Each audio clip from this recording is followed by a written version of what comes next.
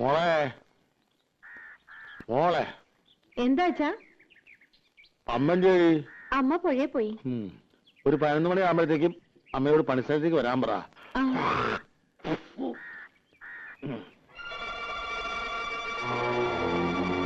വാ കേറിയിരിക്ക. എവിടെ നിങ്ങളുടെ മരുമോൻ? അവനിവിടെ ഇല്ല, വീട്ടിൽ പോയിരിക്കുക. തത്തമംഗലത്തിന് 2 ദിവസം കഴിഞ്ഞ് വരും. ദിവാകര, കഴിഞ്ഞത് കഴിഞ്ഞു, നീ ഉണ്ടാവാണ്ട് നോക്കുക. ഞാൻ അവനോട് പറഞ്ഞിട്ടുണ്ട്, നിന്റെ വിഷമം എനിക്ക് മനസ്സിലാക്കാൻ കഴിയും. എന്റെ വിഷമം ആരും മനസ്സിലാക്കണ്ട. ഞാൻ വെറും കരിവേപ്പില്ല. ഞാൻ എന്താ ചെയ്യണ്ടേ? നിങ്ങൾക്കറിയുമെന്നറിയില്ല. തലയിൽ വെച്ച പേനരിക്കും, താഴത്ത് വെച്ച ഉറുമ്പരിക്കും എന്ന് പറഞ്ഞ പോലെ ഞാൻ അവളെ വളർത്തിയത്. മുറപ്പെണ്ണാണെങ്കിലും എന്റെ സ്വന്തം അനിയത്തി അല്ല, മോളെ പോലെ ഞാൻ അവളെ നോക്കിയത്. ഓർമ്മയിൽ പോലും ഒരാണിന്റെ കണ്ണോടെ കണ്ടിട്ടില്ല. അതായിരിക്കും എന്റെ തെറ്റ്. അത് പോട്ടെ. കല്യാണം കഴിയുമ്പോ ഇതൊക്കെ അങ്ങോട്ട് മറക്കൂടാ. മറന്നില്ലെങ്കിലോ? വേണ്ട കുഞ്ഞുട്ടേട്ടാ, അവള് സുഖായിരിക്കണം, അത് മതി എനിക്ക്. ജാതിയുടെ കാര്യത്തിൽ പ്രശ്നമില്ലെങ്കിൽ അയാളുടെ അച്ഛനോടും അമ്മയോടൊക്കെ ആലോചിച്ചിട്ട് നിങ്ങൾ എല്ലാവരും കൂടെ അവളെ വന്ന് കാണണം. എന്തിനാന്ന്? പെണ്ണു കാണാൻ, എന്നിട്ട് അവളെ കെട്ടാൻ. അത് നടക്കുമെന്ന് തോന്നല്ല എനിക്ക്. നടന്നേ പറ്റൂ. ജാതി നോക്കിയിട്ടൊന്നുമല്ലോ സ്നേഹിച്ചത്, മോഹിപ്പിച്ചിട്ട്. ഇതെന്താ തമാശ? അങ്ങനെ ഊരിപ്പോവാനാണെങ്കിൽ അതവന്റെ അവസാന. ഓർത്തോ?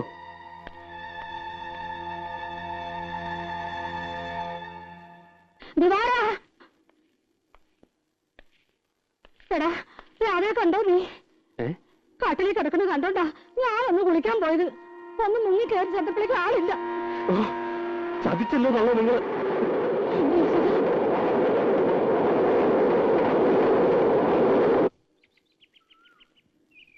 ഇത് കട്ടൻ ചായ തരാൻ പറഞ്ഞിട്ട്? പഞ്ചസാരയില്ല, വാങ്ങാൻ വിട്ടിട്ടുണ്ട്. ഏട്ടനെ കാണാൻ ഒരു പെണ്ണ് വന്നിരിക്കണ. പെണ്ണോ?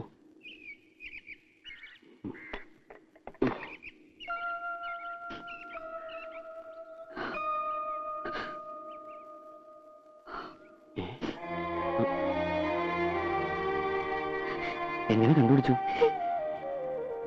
കരയില്ലേ? എന്താ പ്രശ്നം ഉണ്ടായത്? കരയാതെ കാര്യം പറയൂട്ടി. കാര്യമൊന്നും അറിയില്ലേ? ഞാൻ പോന്നു അവിടുന്ന്. എന്തിന്? എനിക്കിനി അവിടെ നിൽക്കാൻ വയ്യ.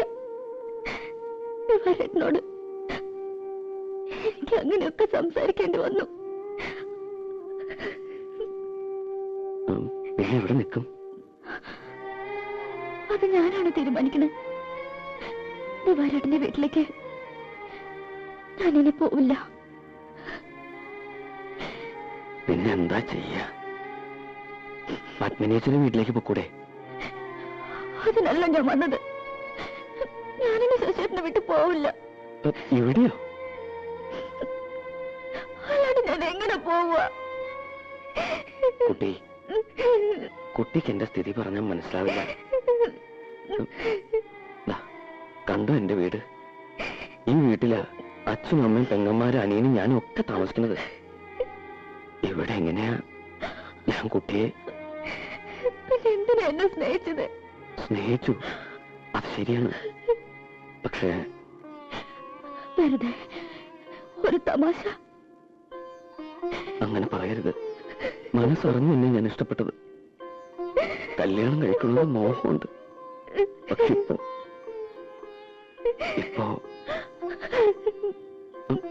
ഇപ്പൊ എനിക്ക് വയ്യ.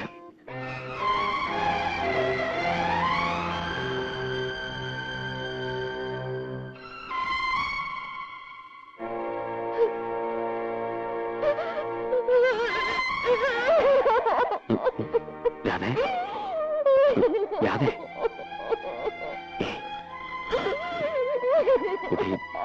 എന്താ ഇത്?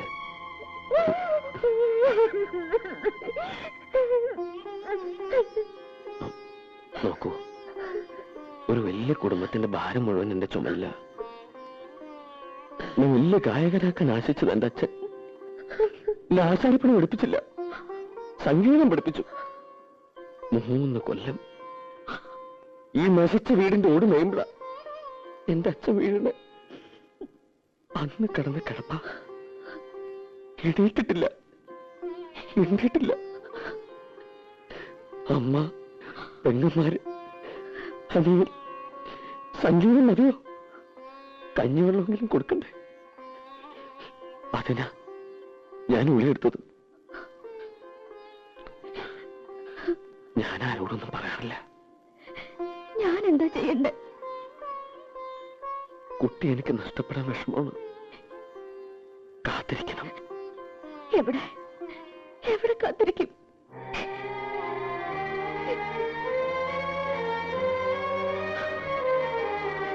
എനിക്കൊരു പായ വരിക്കാൻ ഇടം കിട്ടിയാൽ മതി.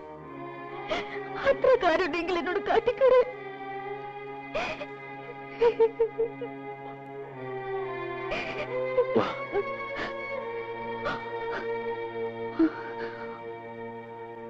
നോക്ക്, എന്റെ അച്ഛൻ, അമ്മ, പെങ്ങന്മാര്, ഒരു മുറിയുണ്ട്. ഇതിനിടയിൽ ഞാൻ എവിടെയാ കുട്ടിക്ക് ഒരു പായ വിരിച്ച് തരാം? പറയ.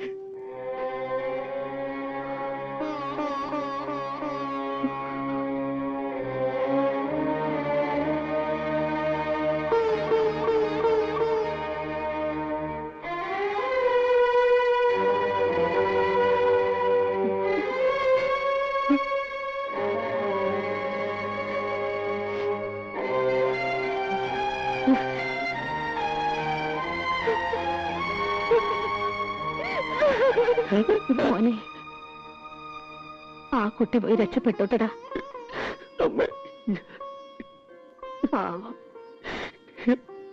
അവള് എന്റെ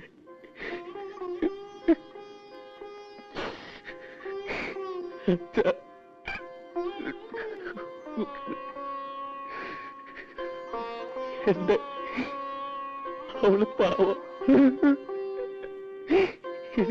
എനിക്കറിയില്ല.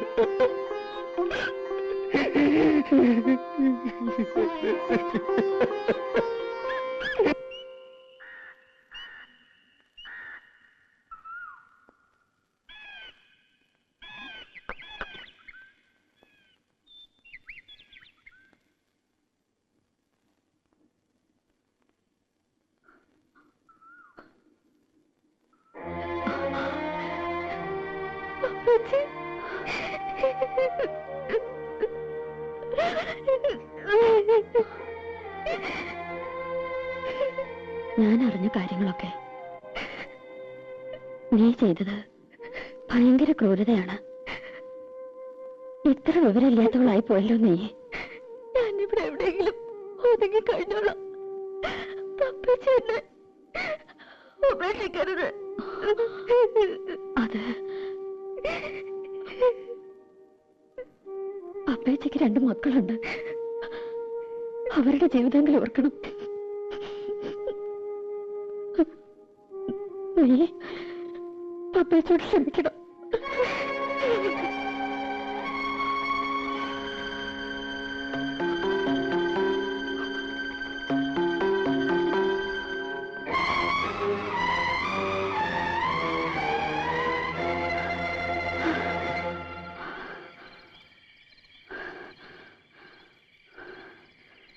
നിന്നെ കാണാനില്ലെന്ന് കേട്ടു. ദിവാകരൻ അന്വേഷണം നടക്കുന്നുണ്ട്.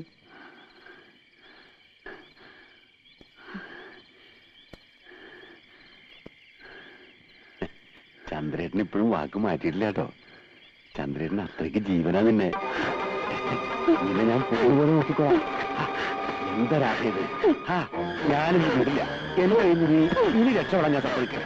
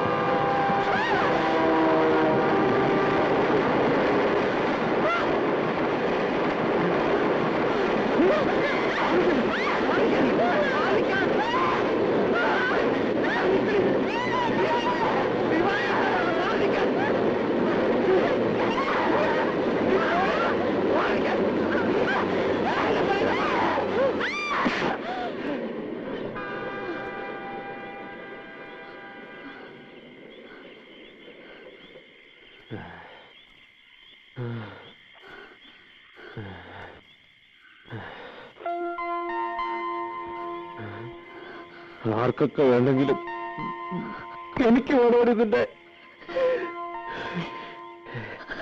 എനിക്ക് വേണം.